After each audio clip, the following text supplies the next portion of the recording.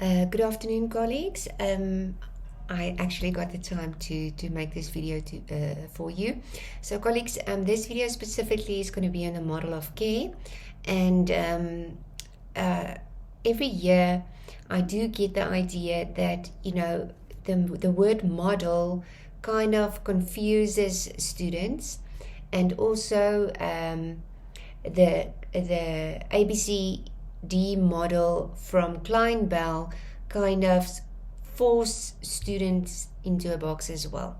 So let me start by just saying that I do not use the word model in the modern sense, so in the modernist sense, where we refer to sequential types of steps, not necessarily, at least. So I would use the word model to refer to a framework, a reference, a viewpoint, an approach. You can really call it anything you want, but the focus is not on the word model, but more on plan for care, whatever that plan might entail. Now you have to also remember, when I use the work of During, now During writes her approach from a postmodernist view. So when she speaks about, and you'll see here, I've got the Kindle book open here, chapter 8 refers to planning care, and then she's got phases here. Phase 1, phase 2, and phase 3. What actually happens is she illustrates her model of care in this way. So let me just take this away a little bit. So this is how she illustrates her model of care.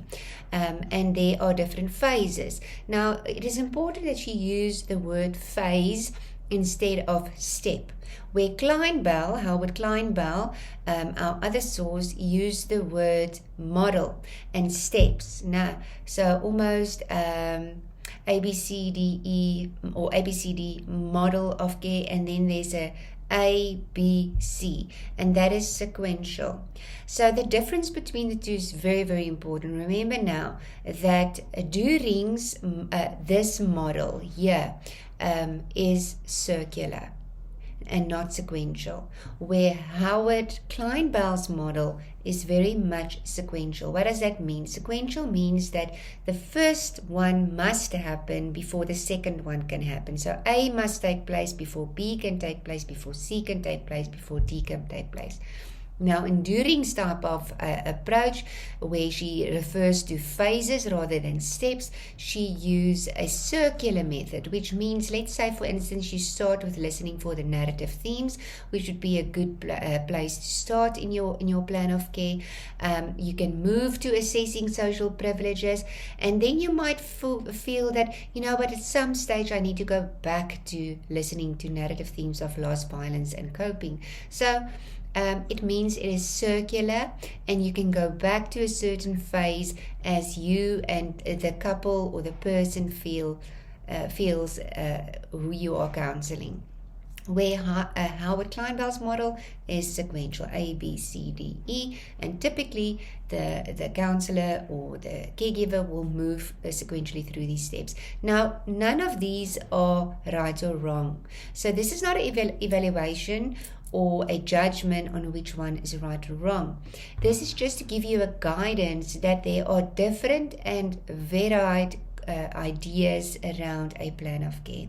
Now, the reason why this is the biggest section of your assessment is because it is the most important, and because you will now integrate what you have done with Antoine Fisher's story into your plan of care. Now remember, in Antoine Fisher's assessment or the film assessment I'm asking you for, you've already now done all of this. So you've already cited in your assessment what narratives do you hear from loss, violence, coping, stress, and so forth.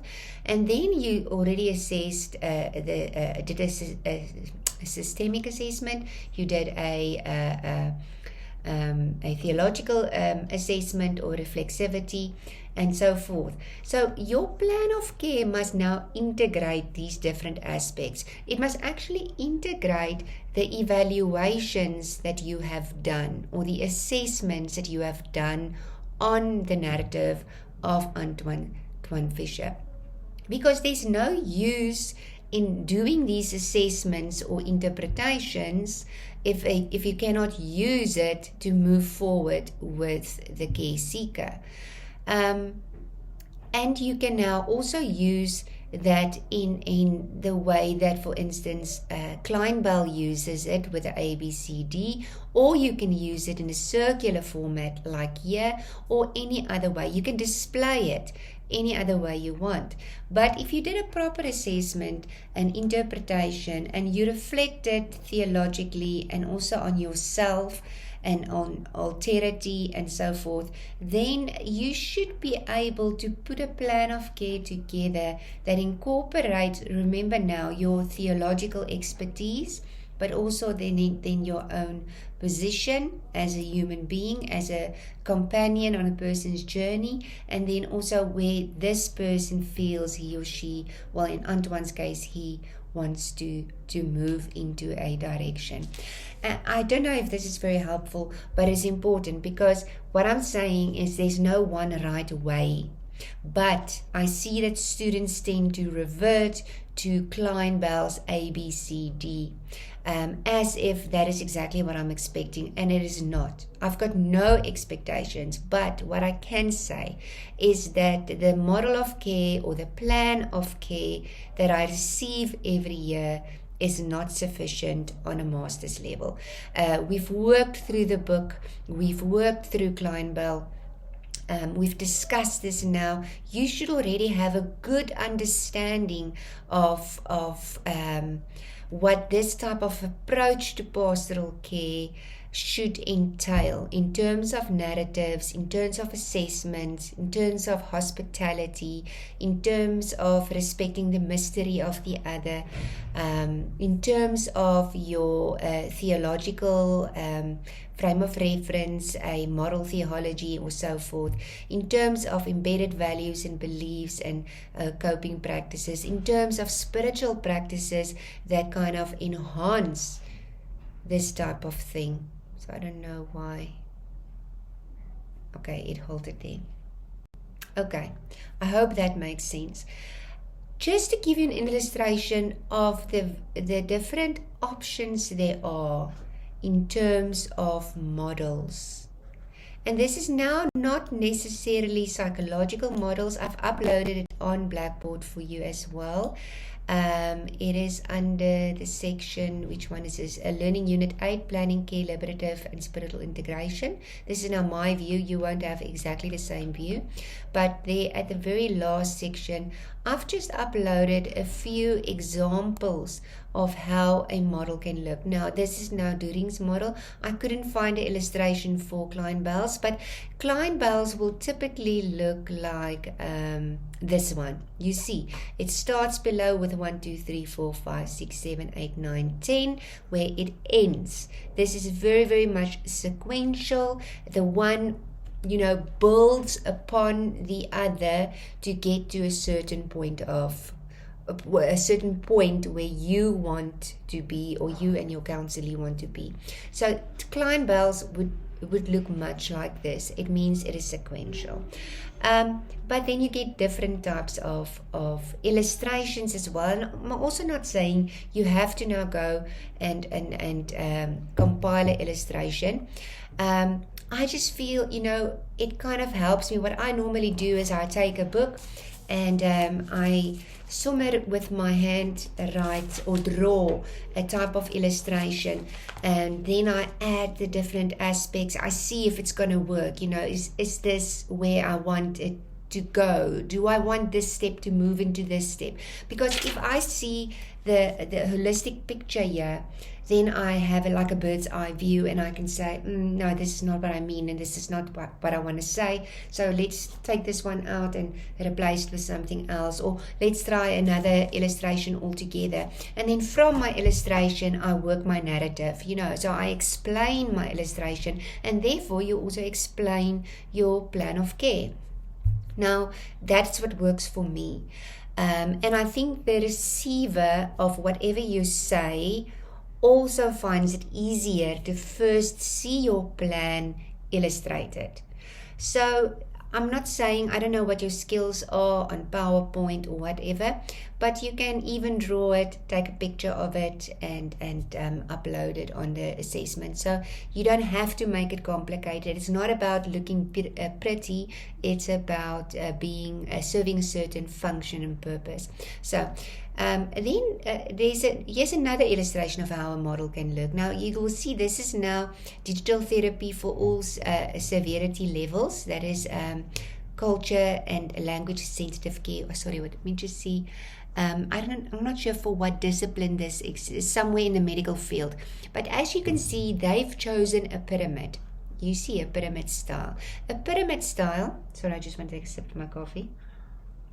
A pyramid style will also be sequential. Why? Because normally you move from the bottom to the top. So here is they refer to this to the point of the iceberg. Now, and also where you want to be at the end. So you move hierarchically up, sequentially up. So 2 will build on 1, 3 will build on 2, and 4 is then the ideal state where you can be. So take a look a little bit, go onto Blackboard, look at these illustrations, see how they've explained their illustrations here as well. You'll see here we've got a step, and here they've got 3 different columns, which probably indicate 3 different levels or degrees at each step for care. So take a look at that. It's just an example. It doesn't matter what field this is or what discipline. It gives you an example of how you can illustrate it. So I'm just repeating that again. This one is a model of care as well. Here it works also very sequentially.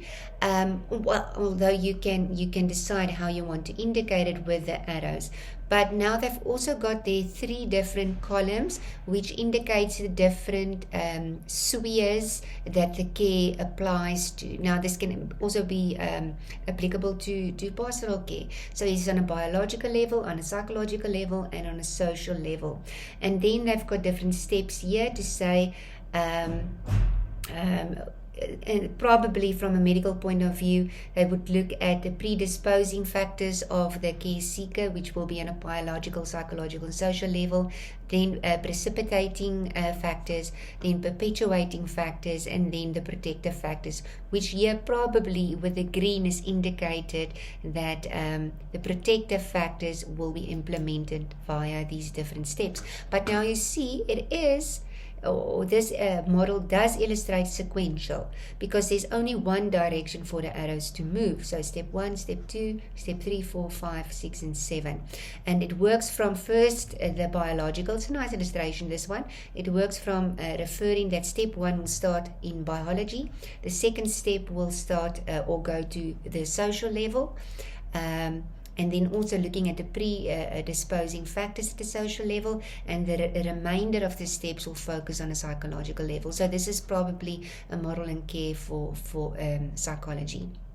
Another one you've got here is also a model of care. So here you've got a circular. This is typically circular, where you see typically there's a start point. So this is why they probably put this one on the top to say this is a starting point. But as soon as you start the circular process, it can continue and continue and continue.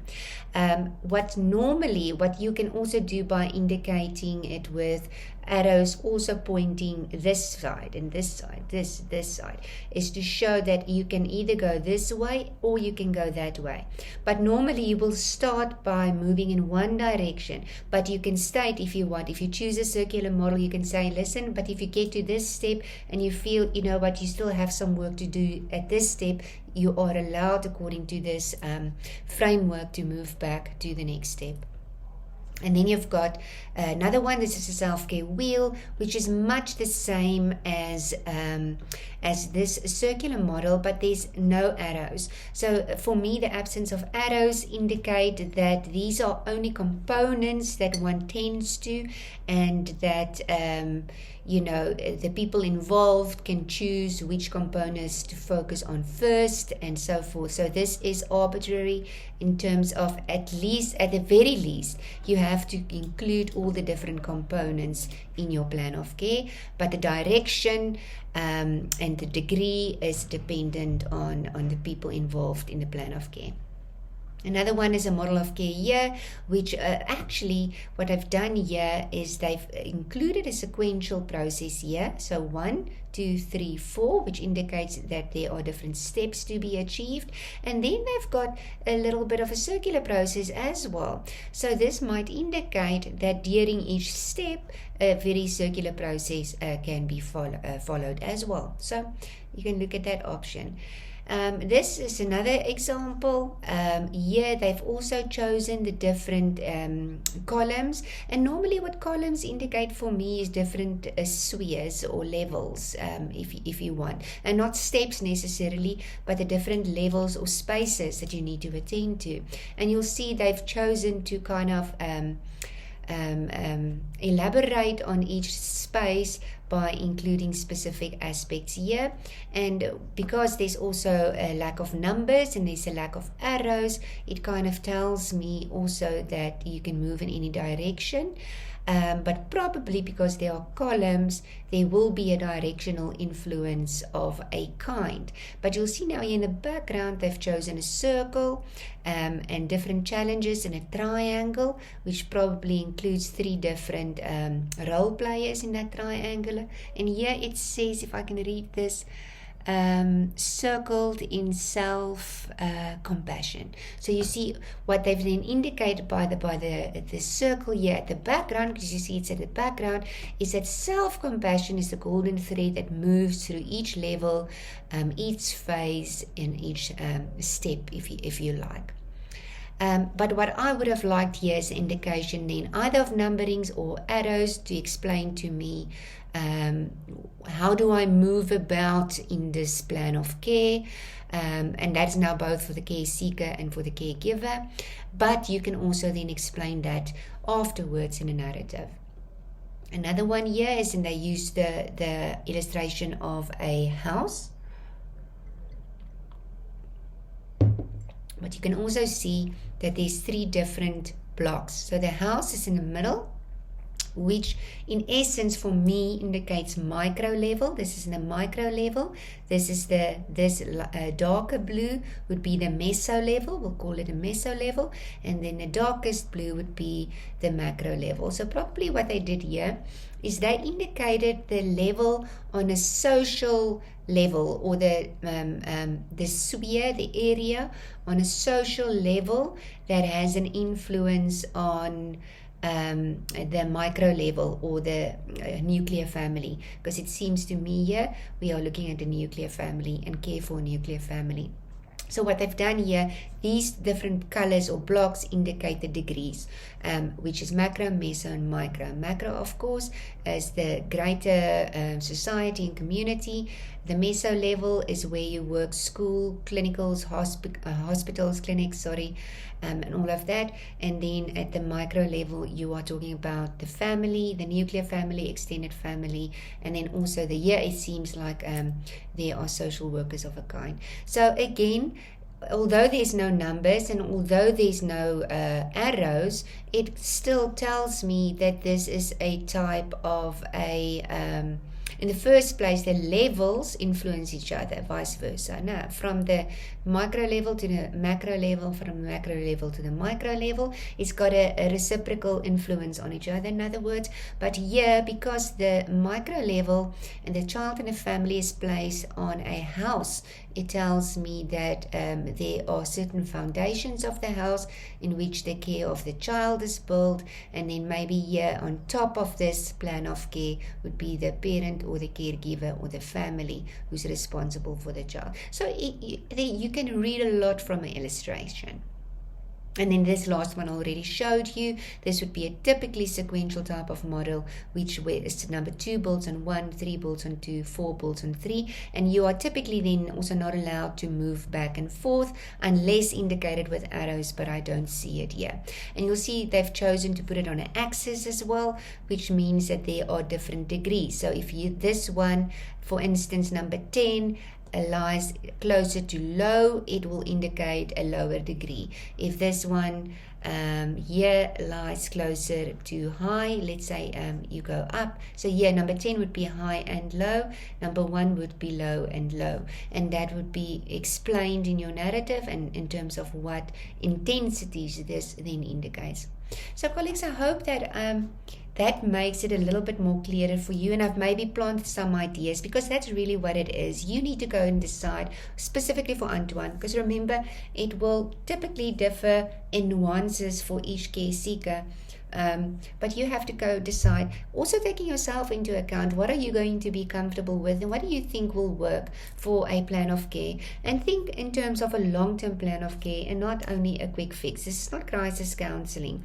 That's why I also think that Kleinbell's ABCD is a crisis counseling type of method. So sequentially that will work quite well, because the main idea of crisis counseling is to calm the person at the very moment. So typically someone would experience trauma immediately. They would go see a pastoral counselor, and you have to kind of debrief them. Ontlont in Afrikaans, so you need to debrief them. But if you're looking at someone like Antoine Fisher, who really would need a kind of long-term guidance, because he's going to experience triggers, he's going to experience re-traumatization, secondary trauma, and challenges in his life, and he does not have still that biological stable figure, he might need a more long-term plan, but not as strict as with a psychologist, for instance, where there are the differentiations plan. I mean, your plan of care can also include a time frame. You can say in the beginning we see each other for 2 weeks, or for 3 weeks, once a week. Then later on we move to twice a month. Then we move to once a month. Then we move. You understand what I'm saying? And then you also have to decide who has that power to decide how many sessions, how often, and so forth. As I explained to you before, I normally say, it's the life of the care seeker, it's in the hands of the care seeker. So even if you want to see me the next day, you have to phone me and make an appointment, because you are then taking the control in your hands and saying that I'm going to take control of this process and move with this person. So I've shown you here as well. Go take a look at what she said here under liberative spiritual integration, because she kind of nicely integrated the different components that she's explained here as well, and that illustration.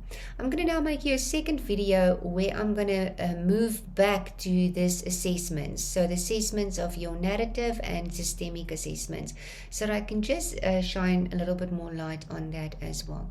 Thank you, students, and good luck. And please don't hesitate to contact me if you've got any more questions.